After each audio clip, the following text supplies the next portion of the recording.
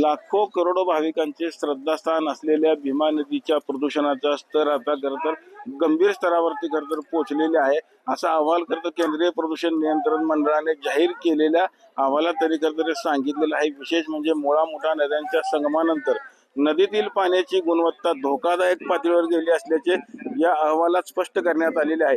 प्रक्रिया न केलेले सांडपाणी, औद्योगिक रसायनयुक्त पाणी आणि आरोग्य कचरा व्यवस्थापन ही प्रदूषणाची खरं प्रमुख कारणे असून पुणे आणि पिंपरी चिंचवड या औद्योगिक शहरांमधून येणारे मलमूत्र आणि रसायन मिश्रित पाणी जो थर तो भीमा नदीमध्ये सोडले जात असल्याने भीमा नदीची स्थिती अधिकच बिकट झाली असल्याने लाखो भाविकांच्या आरोग्याला धोका निर्माण झाला आहे। प्रदूषणामुळे खरं तरी भीमा नदी आपण बघू शकतो की अतिशय घाण झालेली आपल्याला देखील पाहायला मिळते। यामुळे खरं तर जे लाखो करोडो भाविक जे आहेत भीमा नदीमध्ये स्नान करतात या भाविकांच्या आरोग्याला धोका निर्माण झालेला आहे।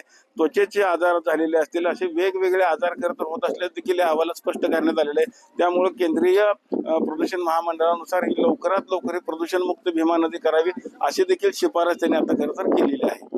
पंढरपुरातून कॅमेरामॅन जगदीश रवी लवेकर, TV9 मराठी।